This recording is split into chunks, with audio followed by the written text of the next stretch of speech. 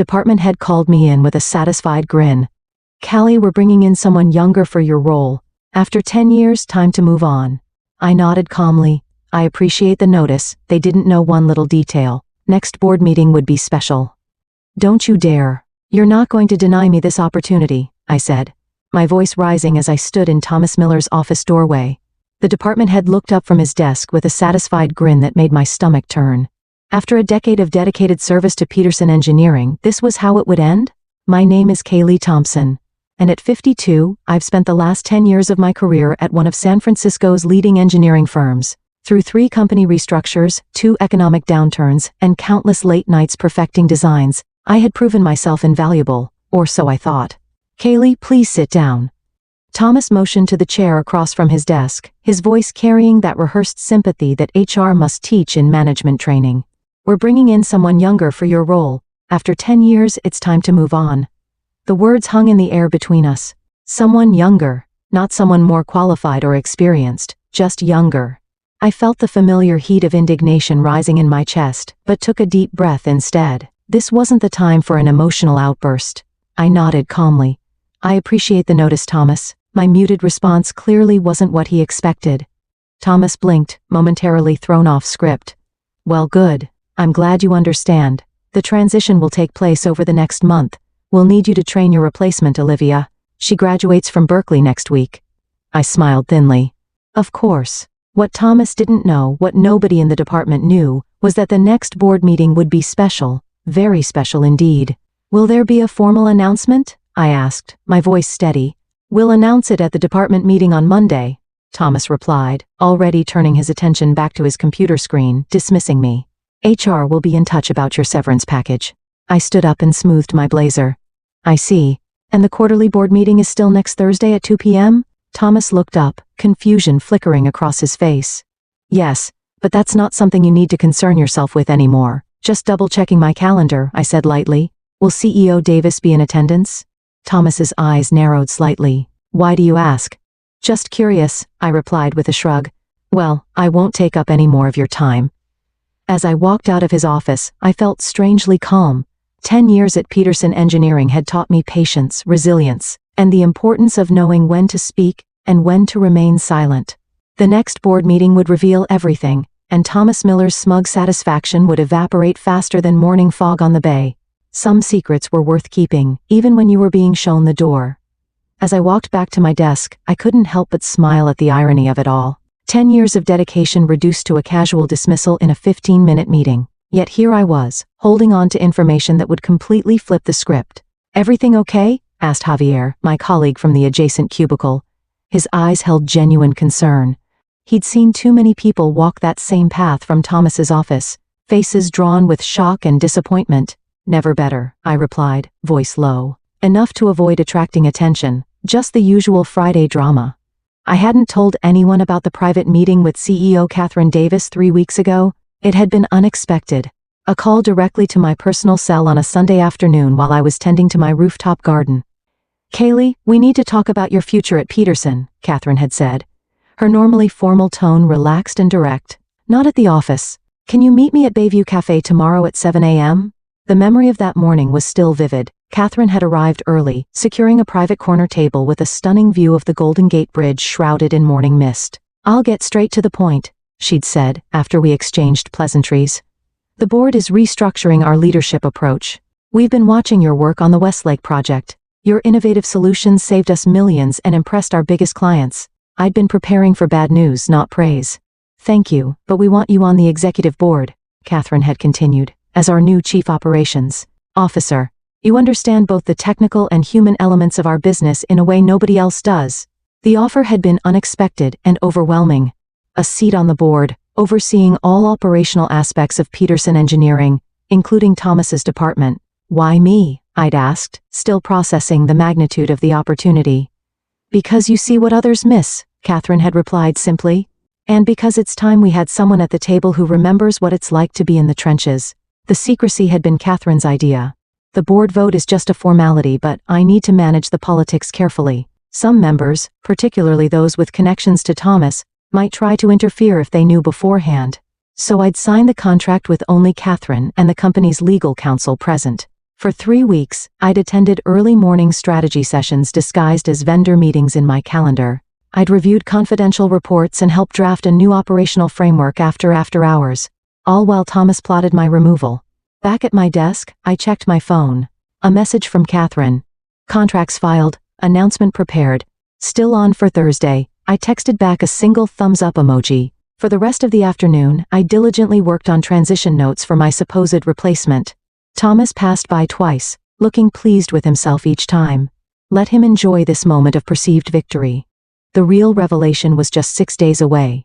The weekend dragged on endlessly as I prepared for what would undoubtedly be the most consequential week of my career. On Monday morning, I arrived at the office early, dressed in the same professional attire I'd worn for years, nothing that would signal the impending change in my status. The department meeting was scheduled for 10 a.m. in the main conference room. I took my usual seat near the middle of the table, not too prominent, not too hidden. As engineers and project managers filtered in, the room buzzed with the usual Monday morning energy, conversations about weekend activities, project deadlines, and industry gossip. Thomas entered last, followed by a young woman I'd never seen before. She couldn't have been older than 23, with a nervous smile and wide eyes that took in the room with undisguised excitement. "Good morning, everyone," Thomas announced, clapping his hands together. "Before we dive into project updates, I have an important announcement." The room quieted immediately. Several of my colleagues glanced in my direction, sensing what was coming. "I'd like to introduce Olivia Parker, who will be joining our team as Senior Design Engineer. Over the next month, she'll be working closely with Callie, who will be leaving us to pursue other opportunities." There it was, the corporate euphemism for being pushed out. I kept my expression neutral as curious and sympathetic looks turned my way. "Kaylee has been with us for 10 years, Thomas continued, his tone suggesting he was bestowing a great honor upon me by acknowledging my service, "and we appreciate her contributions. Please make Olivia feel welcome as she transitions into this important role." Olivia gave a small wave. "I'm really excited to join the team. I've heard so many great things about Peterson Engineering." As the meeting progressed through project updates and quarterly targets, I noticed Thomas watching me carefully, perhaps expecting an outburst or sign of distress. Instead, I participated normally, offering insights on my current projects and volunteering to help with a challenging client issue. After the meeting, Olivia approached me tentatively. "Miss Thompson, Thomas said you'd be showing me the ropes this week." "Of course," I replied, gesturing for her to follow me to my workspace. "And please, call me Kaylee." As we walked, I felt a pang of sympathy for Olivia. She was merely a pawn in Thomas's game, unaware of the complicated dynamic she'd stepped into. "First thing you should know," I said once we reached my desk, "is that engineering at Peterson is as much about politics as it is about technical skill." Olivia looked surprised by my frankness. I thought it would be more merit-based." I smiled. "It should be. Maybe someday it will be again." The next 3 days passed in a blur of knowledge transfer sessions, project handoffs, and careful documentation of my workflow. Through it all, I maintained my professional demeanor, giving Olivia every advantage I could without revealing my true circumstances. On Wednesday afternoon, Catherine called a company-wide meeting for Friday morning, the day after the board meeting. The email mentioned exciting organizational changes and new leadership announcements. Thomas read the message with a frown, clearly not privy to whatever Catherine had planned. "Do you know what this is about?" he asked me casually as he passed my desk. "No idea." I lied smoothly. "Perhaps they've finally found someone to fill that VP position that's been vacant." He nodded, satisfied with my ignorance, and walked away. Thursday was approaching rapidly, and with it, the moment of truth. Thursday morning arrived with a strange sense of calm washing over me. I'd prepared for this day meticulously, choosing my outfit with particular care, a tailored charcoal suit I'd purchased for the occasion, accented with a subtle jade silk blouse that brought out the green in my eyes. It was an executive look, though no one would question it as being particularly out of character for me. I arrived at work to find my going-away party in full swing. A sad spread of supermarket cupcakes and lukewarm coffee in the break room. My colleagues had signed a card with generic well wishes and memories of projects we'd tackled together. I accepted their condolences with grace, playing my part in this corporate theater. "We'll miss you around here," said Javier, giving me an awkward side hug. "It won't be the same without your problem-solving magic." "Thank you," I replied, meaning it. Many of these people were genuine colleagues who had no part in Thomas's machinations. "I'll miss this team too." Thomas stood at the edge of the gathering, checking his watch frequently. The board meeting was at 2 p.m., and as department head, he'd need to prepare his quarterly presentation. I knew exactly what was in it. I'd helped design the reporting framework years ago. "Kali, could I see you in my office when you're done here?" he asked, not waiting for an answer before walking away. 15 minutes later, I sat across from him, watching as he shuffled papers on his desk. "I wanted to thank you for handling this transition so professionally," he said without looking up. "It's refreshing considering your tenure with the company." The slight emphasis on tenure made it clear what he really meant. My age. It seemed the appropriate response, I replied evenly. Thomas finally met my eyes. "Your severance package is generous. 2 months' salary plus your unused vacation time. The paperwork will be ready for your signature tomorrow. I appreciate that." He leaned back in his chair, curiosity finally getting the better of him. "I have to ask. You've been surprisingly calm about all this. Did you see it coming?" I allowed myself a small, enigmatic smile. "Let's just say I've learned to prepare for all contingencies in my time here." Thomas's expression hardened slightly. "Well, company needs evolve. Fresh perspectives become necessary. I'm sure you understand." "Completely," I agreed. "Change is inevitable in any organization. Sometimes it comes from unexpected directions." His eyes narrowed at my cryptic response. But before he could press further, his phone buzzed with a reminder.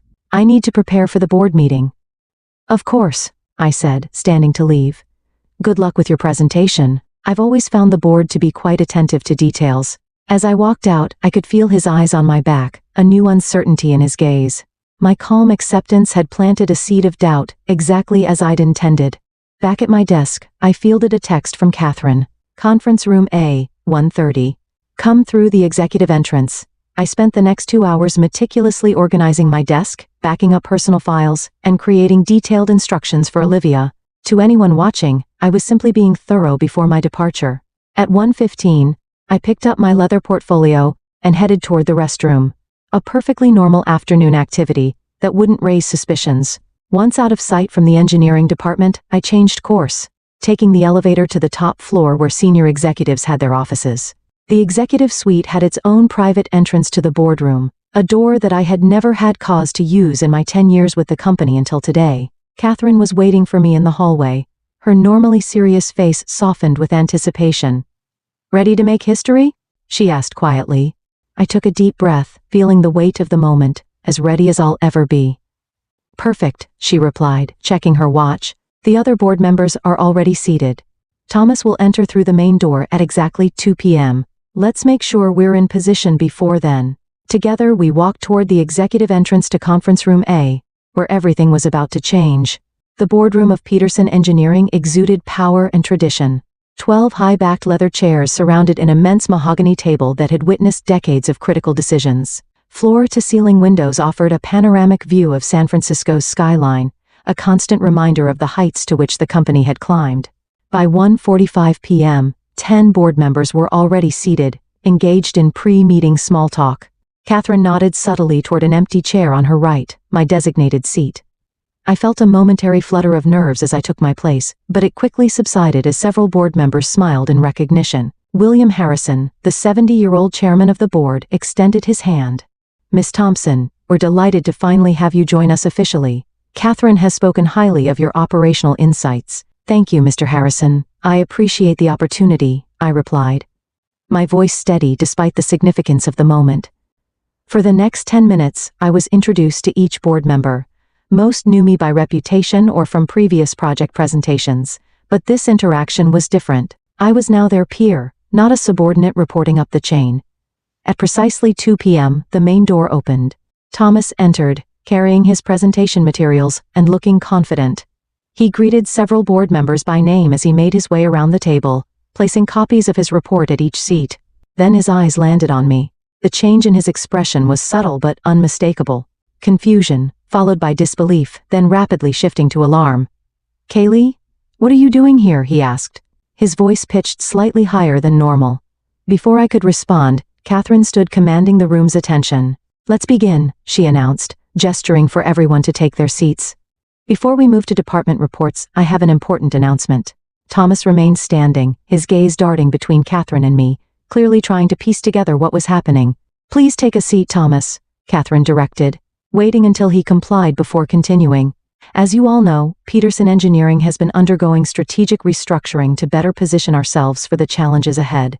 After extensive evaluation, the executive committee and I have identified critical operational improvements needed across all departments. Thomas fidgeted with his pen, no longer looking at me. To lead this effort, Catherine continued, we required someone with deep institutional knowledge, proven technical expertise, and the ability to bridge divisions within our organization. I'm pleased to announce that Kaylee Thompson has accepted the position of Chief Operations Officer, effective immediately. A round of applause filled the room. Several board members nodded approvingly in my direction. As COO, Kaylee will oversee all operational aspects of the company, including engineering, production, supply chain, and quality assurance, Catherine explained, her voice clear and firm. All department heads will report directly to her, creating a more streamlined decision-making process. Thomas's face had drained of color. I wasn't aware of this reorganization, he stammered. The decision was finalized 3 weeks ago, Catherine replied evenly, on a need-to-know basis. William Harrison leaned forward. Ms. Thompson's appointment was unanimously approved by the executive committee. Her first task will be conducting a comprehensive review of all departments, identifying inefficiencies and opportunities for growth. I finally spoke, keeping my voice professional and measured. I'm looking forward to working with all department heads to optimize our operations. Everyone brings value to this organization, though sometimes it requires the right position to maximize that value. Thomas's eyes met mine, understanding the subtle message. His department was under my purview now. His decision to replace me would be subject to my review. Now? Catherine said, masterfully moving the meeting forward. Let's proceed with the quarterly reports. Thomas, I believe you're first. Thomas stood on unsteady legs, fumbling with his presentation materials. The confident department head who had dismissed me days earlier was gone, replaced by a man suddenly questioning every decision that had led to this moment. Before you begin, I interjected gently, I'd like to discuss the staffing changes you proposed earlier this week. Perhaps we should revisit some of those decisions. The silence that followed was profound. Thomas cleared his throat, a bead of sweat visible on his temple. Perhaps we should discuss departmental staffing after the meeting, he suggested, his voice strained. Actually, I replied, maintaining a neutral tone. Since it affects the quarterly projections you're about to present, we should address it now. I turned to the board.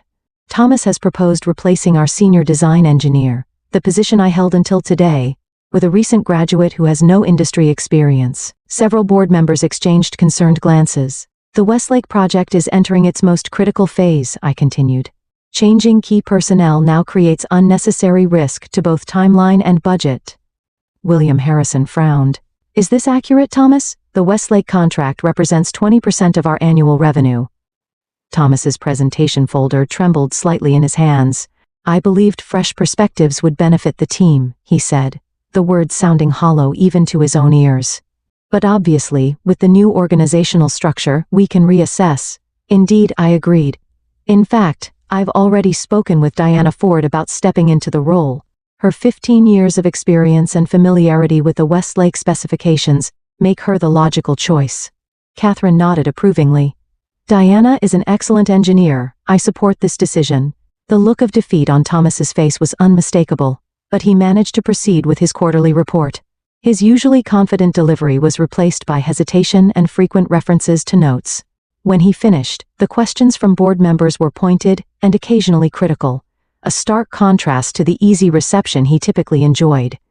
As the meeting progressed through other departmental updates, I made careful notes and asked thoughtful questions that demonstrated my comprehensive understanding of the company's operations. By the time we reached new business items, the dynamic in the room had shifted palpably.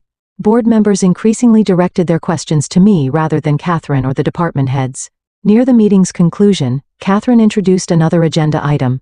As part of our restructuring, we'll be reviewing each department's age demographics and succession planning strategies. Recent data suggests our most innovative solutions have come from cross-generational collaboration. She displayed a slide showing productivity metrics across different age groups.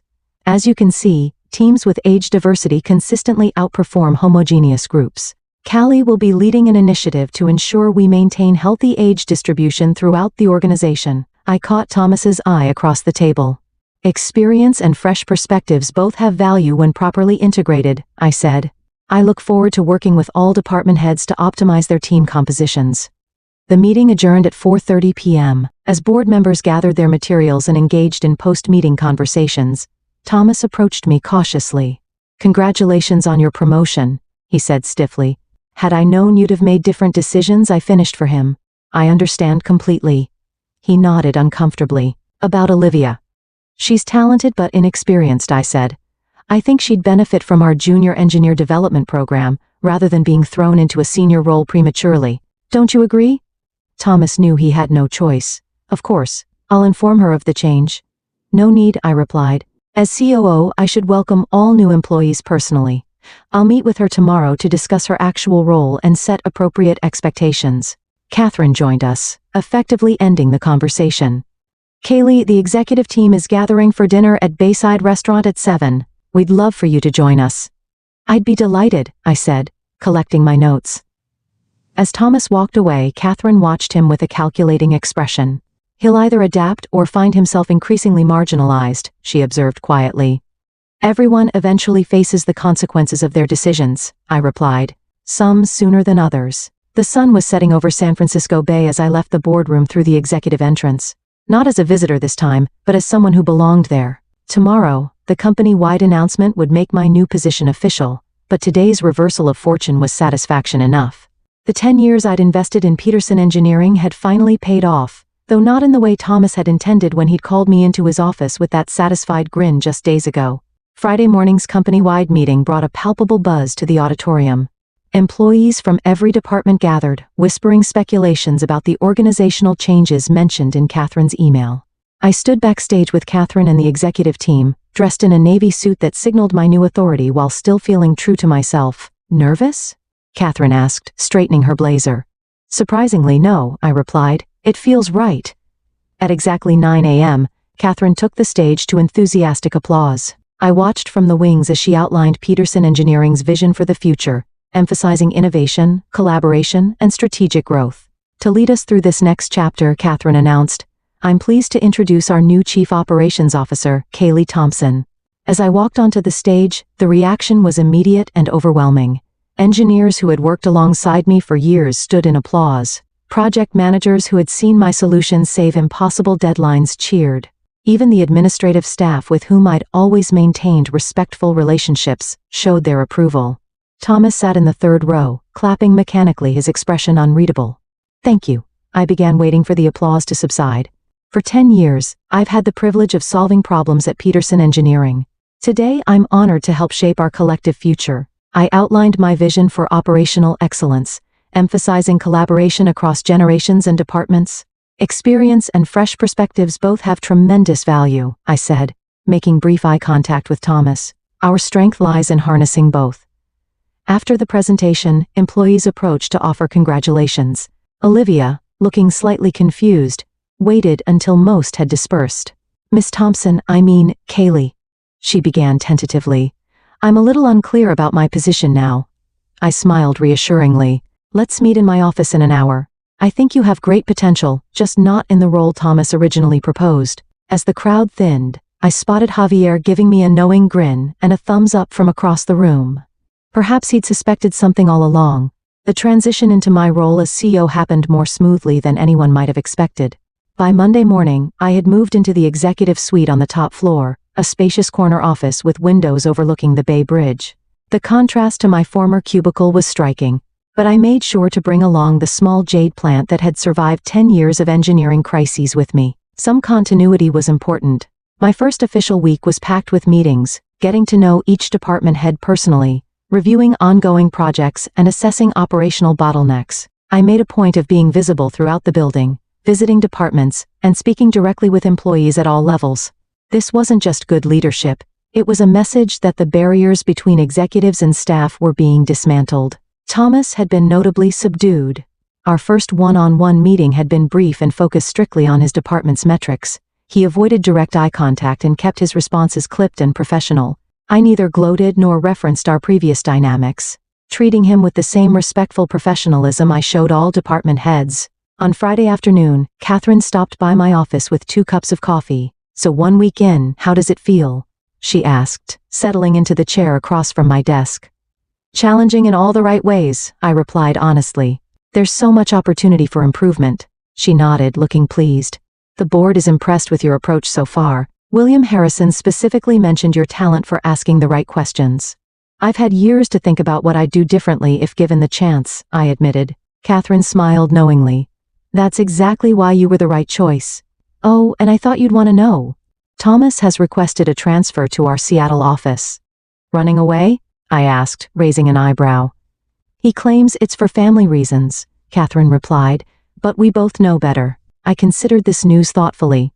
Let's approve it. Sometimes a fresh start benefits everyone. Catherine raised her coffee cup in a small toast, spoken like a true executive.